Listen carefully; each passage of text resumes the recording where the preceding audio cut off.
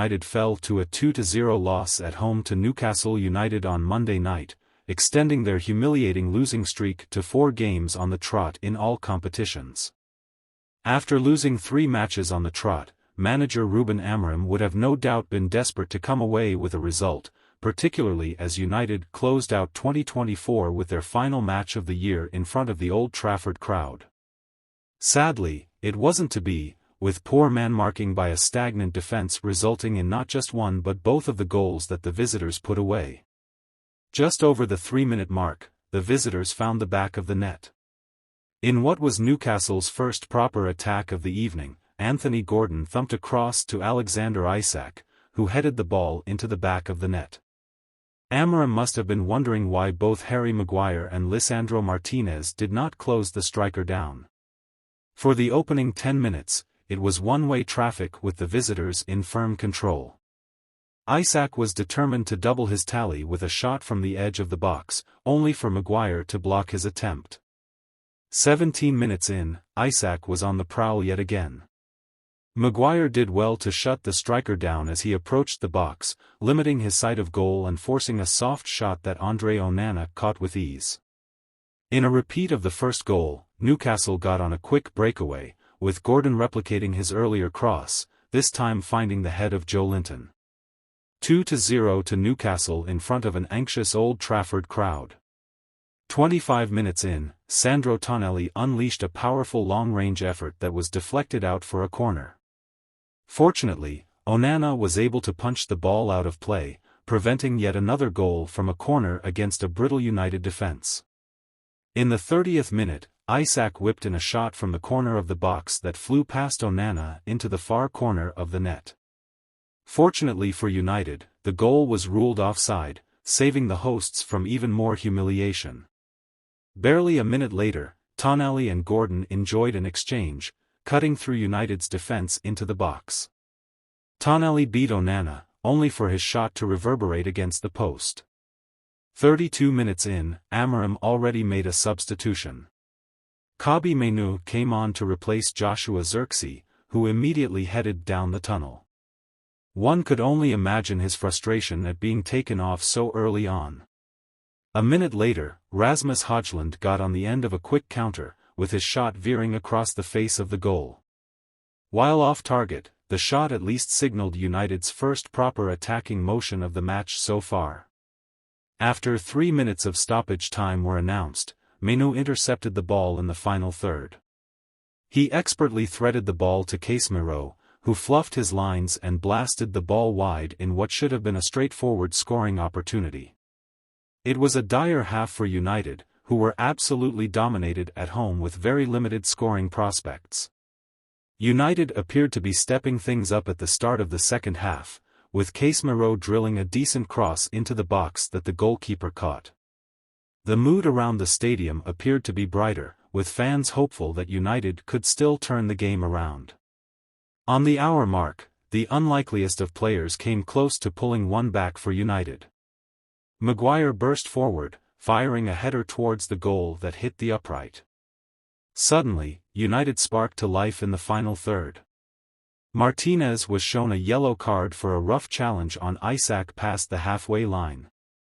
It appeared as if Martinez was determined to stop the striker before he could use his pace to expose United's defence yet again.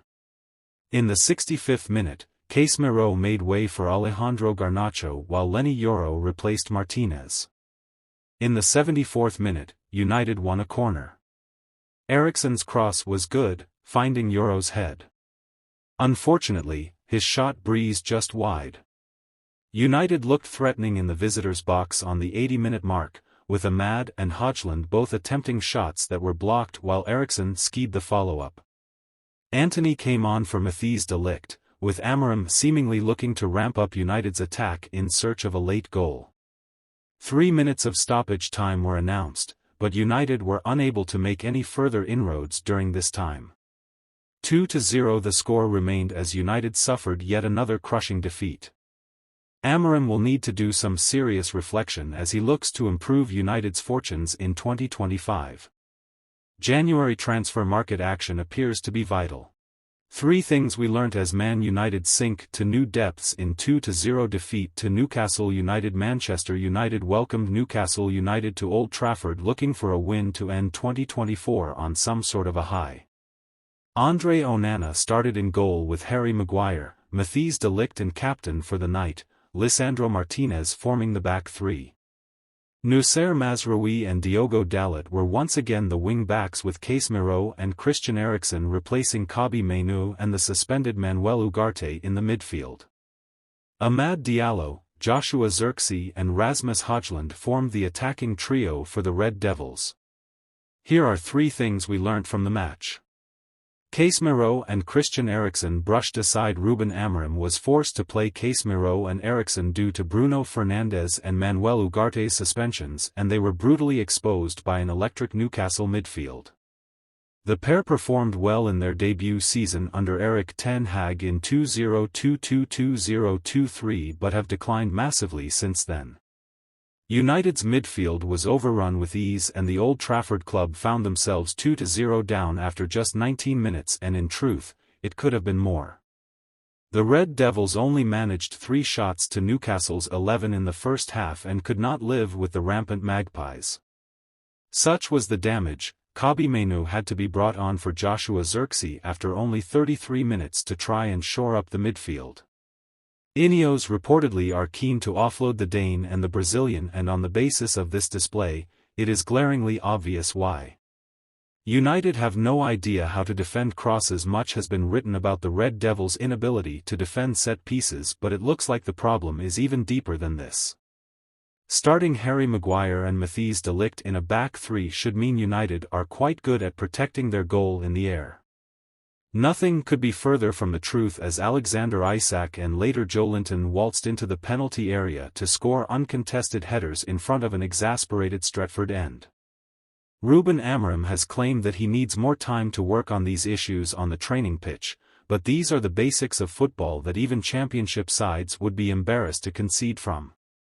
3-4-3 not working. Ruben Amorim's preferred style is not working at Manchester United. Fans have been left divided about whether or not he should stick to his guns or adapt to try and stem the flow of goals and losses. There will be much sympathy for the former Sporting Lisbon manager who has come into an almost impossible situation with a squad who are so poorly prepared for his style of football.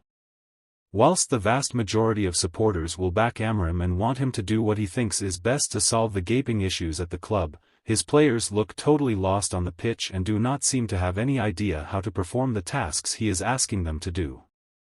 The truth is, with Liverpool and Arsenal to come in January, Amorim has a huge decision to make on whether he persists or tries to tweak his system to get some confidence back into a team who appear bereft of ideas and will to fight.